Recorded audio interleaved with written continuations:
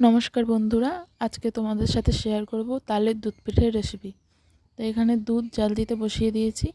1 litre দুধ নিয়েছি। এটাকে ভালো করে ফোটাতে হবে আর এতে 1 কাপ চিনি দিয়ে দিলাম। এটাকে ভালো করে ফুটিয়ে ঘন করতে হবে। ভিডিওটা সবাই দেখতে থাকো, আশা করি তোমাদের ভালোই লাগবে। এটা হয়ে গেছে অনেকটাই ঘন। এবার এটাকে ঠান্ডা করতে দিয়ে দেব আর কড়াইয়ে তাল দিয়ে দেব। তাল আর এটাতে 1 চিমটি লবণ দিয়ে দেবো। আর এটাতে আগে থেকে দুধ রাখা ছিল, দুধটা দিয়ে দেব। এবার এটাকে ভালো করে মিশিয়ে নেব। এটাকে ভালো করে মেশানো হয়ে গেলে নারকেল কোড়া দিয়ে দেব আর 2 কাপ ময়দা দেব। ময়দাটা দিয়ে ভালো করে নাড়াচাড়া করে মিশিয়ে আঠা আঠা করে নিতে হবে, শুকনো করে।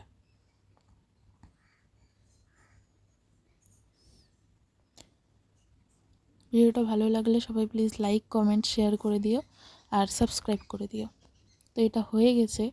এবার এটাকে নামিয়ে 5 মিনিট মতন ফ্যানের সামনে ঠান্ডা করে নেব। এবার ঠান্ডা হয়ে যাওয়ার পর, ঠান্ডা হয়ে গেছে, এবার এটাতে সামান্য ঘি নিয়ে এটাকে ভালো করে মেখে নেব।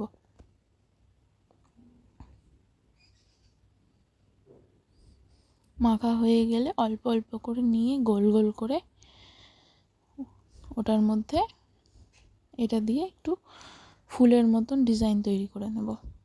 এটাতে ঘি লাগিয়ে নেবে, নাহলে লেগে যাবে, ছুটতে চাইবে না। এক এক করে অনেকগুলোই বানিয়ে নেব।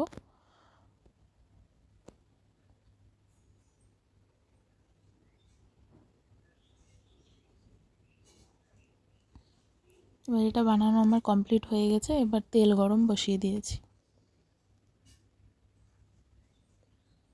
তেল গরম হয়ে গেছে। এবার এটাতে এক এক করে সবগুলোকে ভেজে নেব। এটাকে খুব বেশি ভাজা যাবে না, হালকা ভাজতে হবে। হালকা লাল লাল হবে, তারপর আমরা তুলে নেব এটাকে 2 পাশ ভেজে। হয়ে গেছে, তুলে নিচ্ছি। এবার আরও কিছুটা দিয়ে দিলাম।